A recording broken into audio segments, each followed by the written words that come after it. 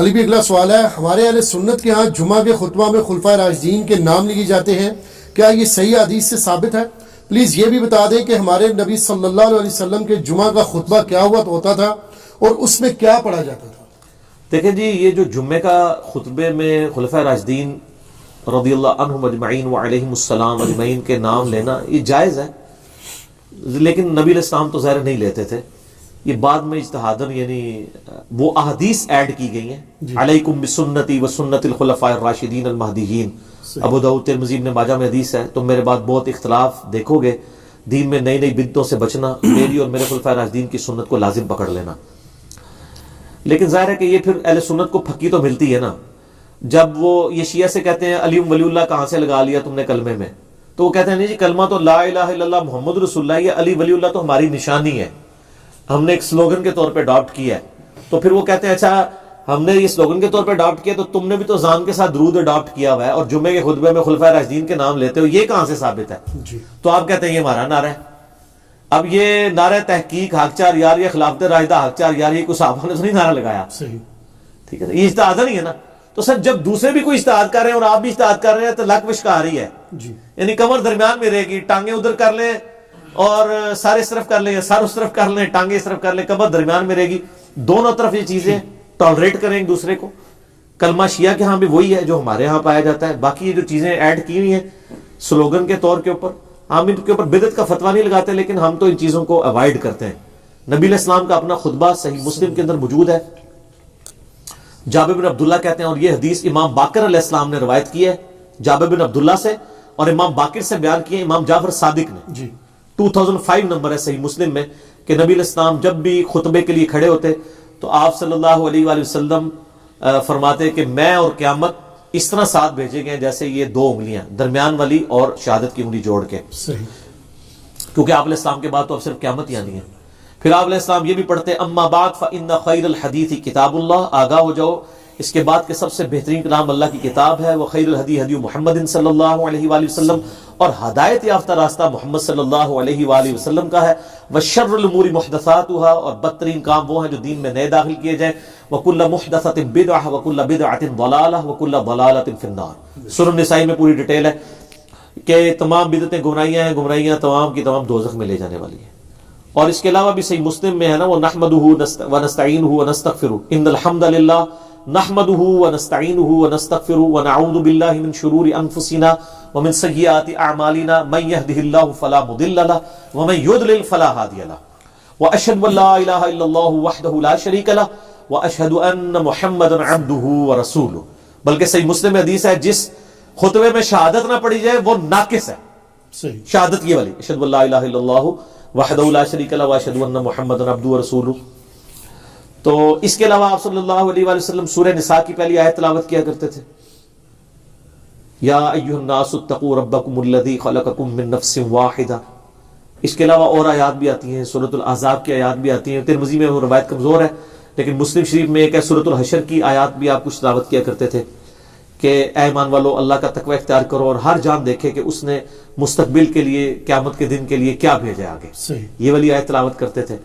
اور سر اس سے بڑھ کر نبی علیہ السلام کی تقریر کیا ہوتی تھی وہ زیادہ امپورٹنٹ ہے، وہ صحیح مسلم میں موجود ہے کہ نبی علیہ السلام جمعے کے 2 خطبے ہوتے تھے اور دونوں کے درمیان تھوڑی دیر بیٹھتے تھے اور دونوں خطبے کھڑے ہو کے دیتے تھے اور اس میں لوگوں کو واعظ و نصیحت کرتے تھے اور قرآن سناتے تھے۔ سر اور مسلم شریف میں حدیث ہے کہ نبی علیہ السلام کے ہر جمعے کے خطبے میں سورہ قاف ہوتی تھی، سورت نمبر 50، سورۃ الکہف ہے نا، 15ویں سے شروع ہو کے 16ویں میں، یہ 26ویں پارے میں چھوٹی سی سورہ قاف جس پہ میرا مسئلہ نمبر 59 ہے، منکرین خدا کو دلائل کے ذریعے دعوت۔ تو وہ سورت آپ صلی اللہ علیہ وآلہ وسلم، اور یہ یقین کریں بڑی پرفیکٹ ہے فکر آخرت کے اعتبار سے، وہ سورت آپ پڑھتے تھے۔ پھر صحیح مسلم میں حدیث ہے کہ انسان کے فقیہ ہونے کی نشانی یہ ہے کہ اس کی نماز جمعے کی لمبی ہو اور خطبہ مختصر ہو، اور پھر اس کے آگے الفاظ ہیں کہ بعض خطبے تو جادو کا سا اثر رکھتے ہیں، سحر کا سا۔ یہاں کیا ہوتا ہے الٹ، نماز چھوٹی، صرف اہل حدیث ہیں جو صحیح نماز پڑھ رہے ہوتے ہیں، باقی تو مغرور لا رہے ہوتے ہیں، وہ چھوٹی کیوں پڑھاتے ہیں، تقریر اتنی لمبی کر چکے ہوتے ہیں کہ انہوں ڈر لگے ہوتا ہے کہ یار جلدی فارغ کریے۔ سر 1:30 بجے جمعے کا ٹائم ہے تو 1:30 بجے مولوی جو ہے نا وہ تھوڑا سا گرم ہونا شروع ہوتا ہے، اور جا کے 1:50 کے اوپر جا کے جماعت کھڑی کرتا ہے تو جماعت میں اس کو پھر ٹینشن پڑی ہوتی ہے، میں پہلے ہی 20 منٹ لیٹ ہوں، نماز کا رگڑا نکال دیتا ہے وہ. حالانکہ میں نے تقریباً 1.5 سال ایک بریلویوں کی مسجد میں جمعہ پڑھایا اس زمانے میں، 2000 کے اندر بات ہے، 2000 سے لے کے 2001 تک. میری یعنی نماز جمعے کا ٹائم 1:30 بجے تھا، میں 1:20 کے اوپر تقریر ختم کر دیتا تھا سنتوں کے وقفے کے لیے نا. اور جب تقریر ختم کرتا تھا تو اس کے بعد ظاہر ہے وہ حنفی طریقے سے اس وقت پڑھتے تھے نا، سنتوں کے وقفے بعد 1:25 پہ عربی خطبہ شروع کیا، اور بعض اوقات 1 منٹ انتظار کرنا پڑتا تھا کہ وہ پوری 1:30 ہو تو جماعت کھڑی کرے. 31 تے 32 لی کہانی ختم نہ وہ کہانی ختم. ٹھیک ہو گیا. اس طرح آج ایک کلپ آ رہا ہے مارکیٹ وہ فران بھائی نے تیار کر لیا، وہ انشاءاللہ تعالی ان قریب نہ چوڑا ہے، وہ نہ ہی نہ ہے اور اسے نہ 2 آ رہی ہے نہ. وہ کلپ ہے نہ مفتی صاحب نہ مفتی صاحب ہے، انہوں نے تعریف کی حدیث کی، اور ظاہر ہے ان کا بھی قصور نہیں، ان کے بزرگوں نے تعریف کی ہے تو ہم نے اس کی تھوڑی سی انجینئرنگ کر دی ہے. تو وہ کلپ ہے نہ والا. تو سب نہ اس ٹائم بھی انتظار کرتے تھے پورے 1:30 ہو جماعت کھڑی. اچھا 2 یا 3 جمعے ہی گزرے تھے سر، لوگ جو ہے نا 1 بجے مسجد میں آ جاتے تھے. تقریر خیر اس ٹائم بھی میری اسپیکنگ پاور تو تھی، کہانیاں بھی بڑے اچھے طریقے سے کرا لیتا تھا. اچھا اون بھی کرا لینا، لیکن اون کرا کے پھر انجینئرنگ کرنا، اردو صرف کہانیاں ہی ہونی ہے سر. حالانکہ انجینئرنگ میں نے کی ہوئی تھی اس وقت بھی. ٹھیک ہے. تو یہ مطلب انسان کو اس معاملے میں احتیاط کرنی چاہیے. یعنی علماء جو ہے وہ خام خواہ گھسیٹتے رہتے ہیں، تو قرآن پڑھ کے سنائے، ایک طرف سے قرآن شروع کریں. ان لوگوں نے تو 12 تقریریں کتاب مارکیٹ سے خریدی ہوئی ہے، ہر 12 جمعے کے بعد وہ ریپیٹ ہو جاتی ہے. ٹھیک ہے. اس کی بجائے کیا کریں، قرآن ترجمے والا لے لیں اپنے فرقے کا. بریلوی ہیں تو احمد بریلوی صاحب کا لے لیں، دیوبندی ہیں تو اشرف تھانوی صاحب کا لے لیں، اہل حدیث ہیں جونا گڑھی صاحب کا لے لیں، اہل تشیع ہے تو سید فرمان علی شاہ صاحب کا لے لیں. سر 2-3 صفحے ہی پڑھ کے بتا دینا قرآن کے، تو ان کو وہ بیچارے پریشان ہوئے ہوتے ہیں، بیچارے نئے خطیب نا جی، وہ پھر جمعہ آ گیا ان کے لیے تقریر کریے. کوئی لوگ بھی سن کے آپ کوئی نواں موضوع کرنا ہے. آپ تو لوگ ایجوکیٹ ہو چکے ہیں اور یوٹیوب کی وجہ سے، اور لوگوں کو یہ شعر بھی پتا ہے کہ نام ہے بابی نام ہے بابی میں ہوں مسلم علمی کتابی. کئی لوگ تو اب کہتے ہیں سر جمعہ پڑھنے کا مزہ ہی نہیں آتا، ہر چیز ہی کہانی لگتی ہے. وہ ہے ہی وہ پہلے بھی کہانی سی، لیکن چونکہ تمہیں پتہ نہیں سی کہ کہانی ہے. ٹھیک ہے. تو وہ بڑی مشکل سے لوگ سنتے ہیں. تو اب طریقہ یہ ہے کہ سر آپ کہانی کے بجائے ان کو کہ سر قرآن ترجمے سے شروع کر لیں. یار قرآن پاک اتنی موٹی کتاب ہے کہ یہ ان کو کئی سال چاہیے ختم کرنے کے لیے. آلموسٹ جو عام یہ نارمل قرآن ہے، آپ یہ دیکھیں یہ آلموسٹ 600 صفحوں کا ہے. تو اگر یہ ہر جمعے کے خطبے میں صرف 2 صفحے بھی پڑھیں، ٹھیک ہے، تو سال میں کتنے جمعے آئیں گے؟ 52. تو تب بھی 1/3 قرآن بھی نہیں ختم ہوگا. ٹھیک ہے. کتنا ہوگا؟ 100. 6 سال بعد سر خطبہ ریپیٹ ہوئے گا. دیکھ لو، کیونکہ 1 سال میں 100 صفحے پورے ہوئے تو 6 سال کے اندر 600 صفحے پورے ہوں گے جی. اور اگر اس کو صحیح طریقے سے بیان کیا تو 1 صفحہ بھی نہیں سر مکمل ہوتا. آپ دیکھتے ہیں ہماری تفسیر ایک آیت کے اوپر میرے بعض کا 6 گھنٹے کے لیکچرز ہیں. تو قرآن کو، اور نبی علیہ السلام کا خطبہ جمعہ قرآن تھا، اور وہاں یہ ایڈوانٹیج تھا کہ بیان کرنے والا بھی عربی تھا، سننے والے بھی عربی تھے، نہ ترجمے کی ضرورت تھی نہ تفسیر اس طرح کرنے کی، ڈائریکٹ بات کی دل کے اوپر اتر گئی. اب ہمیں ذرا ترجمہ بھی کر کے بیان کرنا پڑتا ہے. تو نبی علیہ السلام کے جمعے کا خطبہ تذکیر ہوتی تھی، نصیحت. اور نصیحت کس کے ذریعے؟ قرآن کے ذریعے. اور مزے کی بات ہوں، جو سورہ قاف ہے نا، صحیح مسلم میں اوپر تلے 4 حدیثیں ہیں. وہ صحابیہ کہتی ہیں کہ نبی علیہ السلام چونکہ ہر جمعے میں پڑھتے تھے، مجھے زبانی یاد ہوگی سن کے سورہ قاف. اور سورہ قاف کی ہی آخری آیت ہے فذکر بالقرآن من یخاف وعید. اے نبی قرآن کے ذریعے نصیحت کیا کریں ان لوگوں کو جو اللہ کی دھمکی سے ڈرتے ہیں. تو نبی علیہ السلام پھر وہ نصیحت اسی صورت سے ہی کر دیتے تھے. فذکر بالقرآن من یخاف وعید.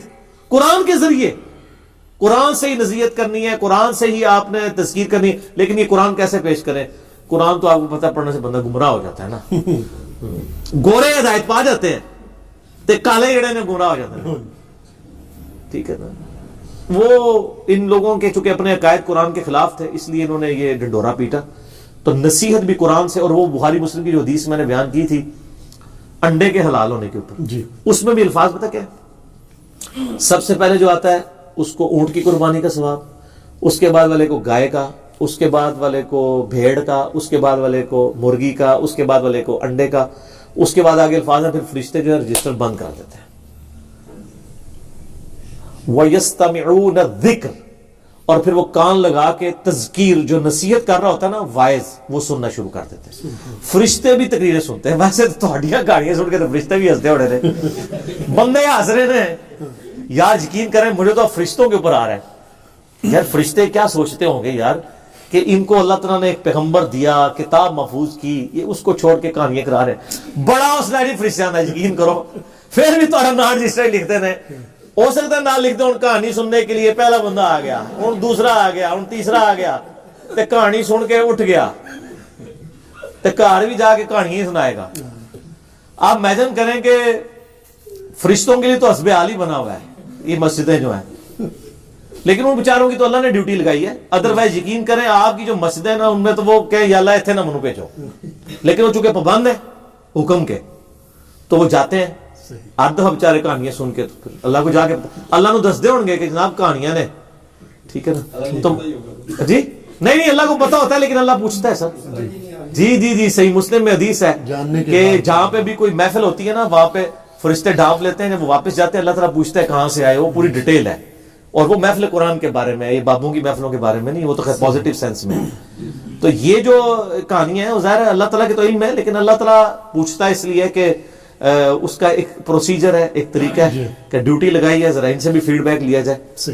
تو بہرحال آپ دیکھیں کہ کتنی شرمندگی نبی علیہ السلام کو قیامت دن اس امت کی وجہ سے اٹھانی پڑے گی کہ اس امت کو کتاب محفوظ کر دی گئی، پیغمبر کی تعلیمات محفوظ کر دی گئی، یہ پھر بھی کہانیاں کراتے رہے. اور میں یقین کریں مجھ سے تو صبر نہیں ہوتا. میں تو 1 بجے جمعہ ہے نا سر 12:55 میں گھر سے نکلتا ہوں، بس اتنا ٹائم لے کے کہ 2 سنتے پڑھوں. اس میں بھی بعض کا 1-2 جملے اتنے کوفت والے آخری منٹ میں بھی پڑھ جاتے ہیں دماغ میں کہ بندہ کہتا ہے یا تو پھر یہ اصلاح کرے نا سر. تو صحیح مسلم میں حدیث ہے کہ مؤمن وہ ہے کہ جو برائی دیکھے تو ہاتھ سے روکے، ہاتھ سے نہیں روک سکتا، زبان سے روکے، اگر زبان سے بھی نہیں روک سکتا تو دل میں برا جانا ہے. لیکن ساتھ کا دل والا معاملہ ہے ذالک اضعف الایمان، یہ سب سے لوز درجہ ہے. جی تو ہم تو ہیں بھائی حسینی، ٹھیک ہے نا جی، تو ہم تو کہتے ہیں بھی اس کو کم از کم زبان سے روکیں گے. اور ہم تو زبان سے بھی کسی کو روکیں تو یہ ڈر لگتا ہے کہ وہ ضد میں نہ آ جائے.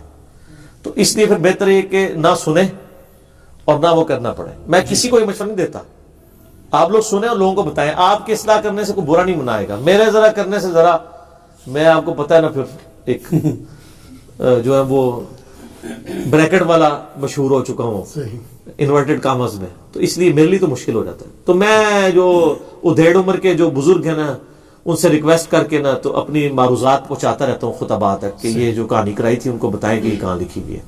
کیونکہ جو سفید داڑھی والے ہیں ان کے ساتھ کم از کم مولوی بدتمیزی نہیں کرتے، سن لیتے ہیں، بات مان بھی لیتے ہیں. ہم لوگ بات کریں تو وہ برا مان جاتے ہیں. میں تو ویسے ہی کرنے جوگا نہیں ہوں. اور آپ لوگ بھی، آپ میں سے بھی اکثر وہ کوئی بات کرے وہ کہتے ہیں پتہ لگے کہڑے اسٹیشن تو بول رہے ہیں. ٹھیک ہے جی، یہ جو چھوڑ دیں جناب جہاں بھی آپ، یعنی یہ ہمارے بھائی ہیں سائی وال میں، وہ بتا رہے تھے وہ کسی مسجد میں چلے گئے تو وہاں پہ کوئی مولانا صاحب نا یعنی درس دے رہے تھے. تو ظاہر آپ جو ہماری ویڈیوز دیکھتے ہیں ان کو تو پتہ ہوتا ہے نا مطلب یہ کیا سچ ہے اور کیا یہ کہانی کروا رہے ہیں. تو جناب وہ درس دے کے جب وہ فارغ ہوئے نا تو انہوں نے کہا جی یہ جو آپ نے بیان کیا ہے تو یہ کہاں پہ لکھا ہوا ہے، کوئی اس کا کوئی حدیث، کوئی ریفرنس اور یہ وہ. تو جب یہ کوئی بات پوچھ رہا ہو آج کے زمانے میں اور ساتھ اس کی غلطی سے اس کے منہ سے نکل جائے، یہ ہمارے لوگوں سے بڑی غلطی ہوتی ہے، وہ کہتے ہیں اس حدیث کا انٹرنیشنل نمبر بھی بتا دیں. بس یہ بولنے کی دیر ہے اور اگر مجھے پتہ لگ گیا تو کہڑے اسٹیشن تو بول رہے ہیں، تو انہیں سننا ہے، جس مرضی اسٹیشن سے کو بول رہا ہے. جی ہم تو آپ سے اللہ نبی کی بات پوچھ رہے ہیں نا. مجھے کوئی شخص آ کے کہتا ہے جی سورہ البقرہ کی آیت نمبر 279 میں لکھا ہوا ہے کہ جو ہے وہ سود کھانے والا اللہ اور اس کے رسول سے جنگ کرتا ہے، تو میں اس سے اس کی ڈگری مانگوں گا؟ میں قرآن کھول کے پڑھوں گا، صحیح تو ریفرنس کو فالو کروں گا. صحیح بخاری میں حدیث ہے بلغوا عنی ولو آیہ، پہنچا دو میری طرف سے خواہ تمہیں ایک آیت ہی کیوں نہ. تو پہنچانا یہ ضروری ہے، تو پہنچائیں. جزاک اللہ.